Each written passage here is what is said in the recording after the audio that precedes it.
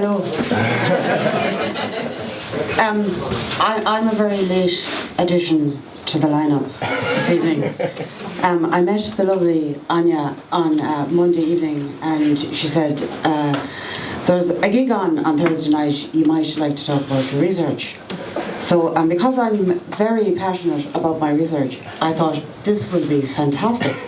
So she said, there's a meeting tomorrow evening, and it'll give you an idea, more of an idea of what's involved.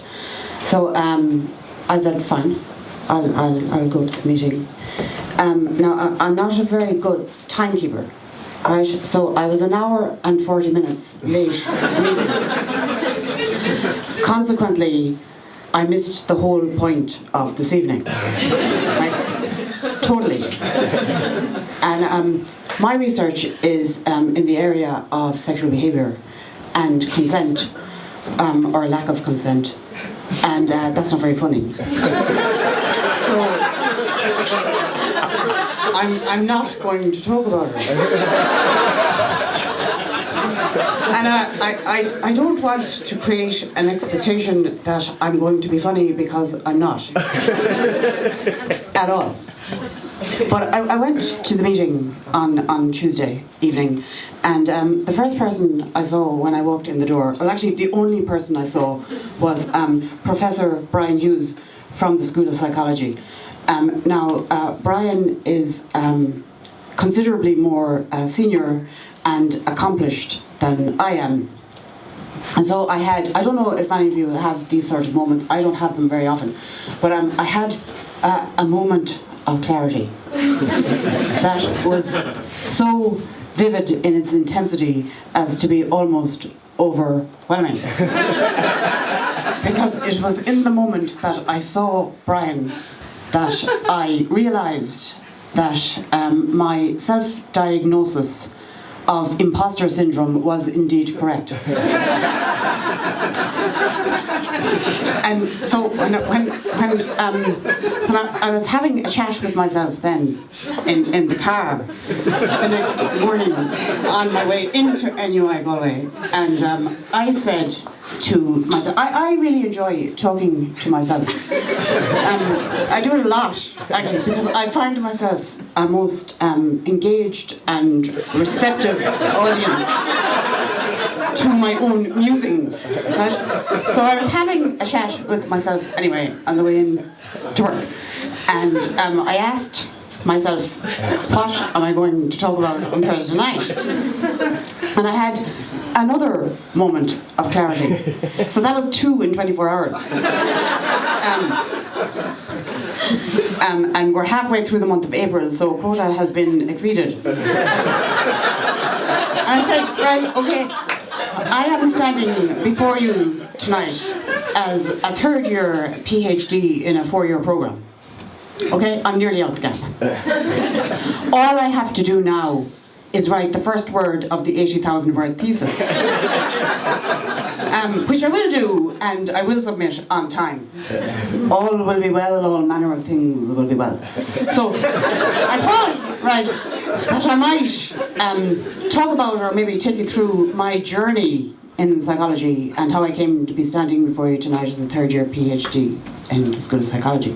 So in a previous iteration of my life, I was a BA. Business analyst. And for those of you who don't know what a business analyst is, or are wondering, maybe perhaps you could be curious, there's no point in asking me, because I didn't know then and I don't know now.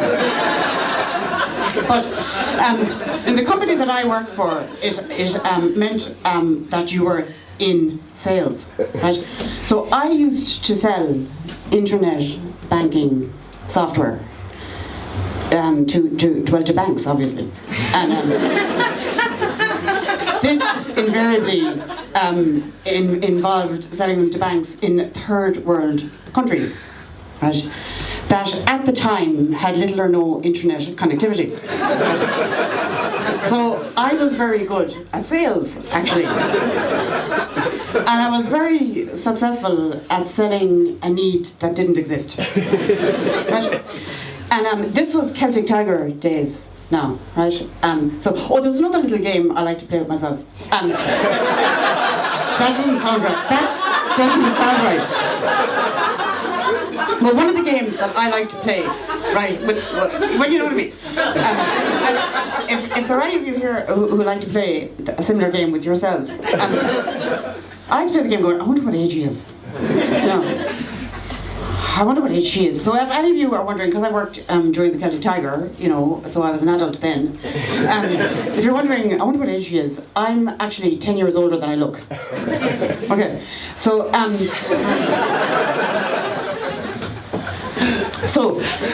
because it was the Celtic Tiger days, we used to fly as a minimum business class, but usually first class. We were quite the pampered pooches, right? And we used to stay in 5-star hotels, probably the only 5-star hotel in the capital city of the third world countries that I was selling a need that didn't exist into. The irony was not lost on me, right?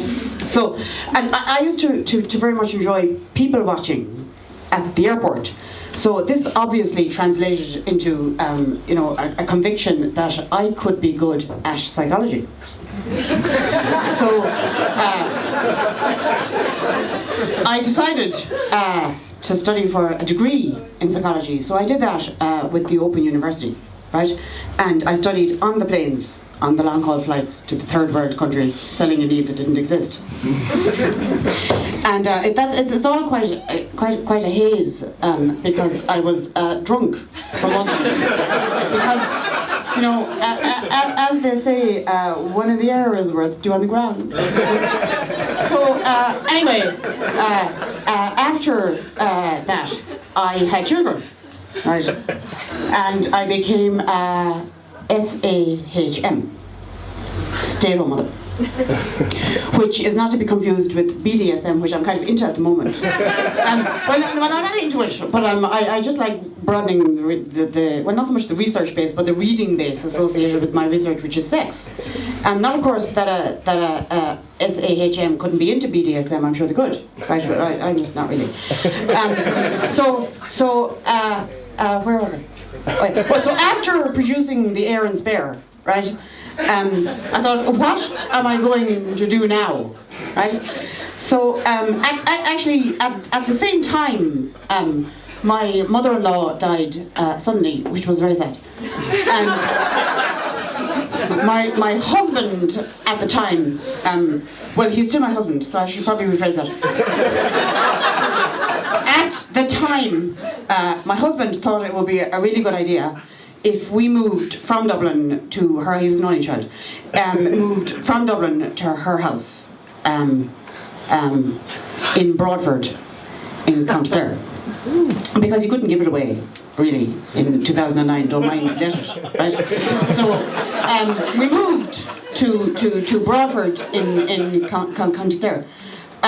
Which I don't know if any of you have ever been to Broadford, but it's a place that is, as they say, best viewed in a rear view mirror. It is truly awful. So I said to myself, what am I going to do now? So I thought, well, I think I should do a master's in health psychology, as Professor Hugh says, whatever that is. But I applied, actually, twice to NUI Galway for the Masters in Health Psychology, and twice I received, we regret to inform you. So the fact that I wasn't good enough to do the Masters in Health Psychology in NUI Galway, but here I am in the third year of a PhD, the irony of that is not lost on me either. So here I was, right, living in Broadford, truly awful, two children under the age of 3, a husband who travelled frequently. Well, I mean, he goes on a Monday, comes back on a Friday. We've never actually lived together, right? Which is probably why we're still married. Okay, so I had 2 children under the age of 3, an absent husband, no childcare. I lived in Broadford, internet connectivity that was marginally better than the third world countries, into which I used to sell a need that doesn't exist. So I said to myself, do you know what I'll do? Do you know what would be a really good idea? I'll do a master's in health psychology in Sheffield by distance learning. So I did. And it was during my master's in health psychology in Sheffield by distance learning while living in Broadford that my appetite for the discipline and science of psychology sort of developed into gluttony. Right? I just couldn't get enough of it, you see. So not to be outdone and not being a one to accept rejection, I applied again to NUI Galway for a PhD. Right?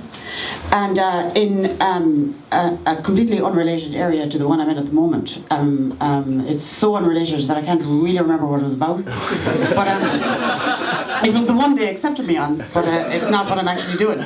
But suffice to say that I love sex research. Right?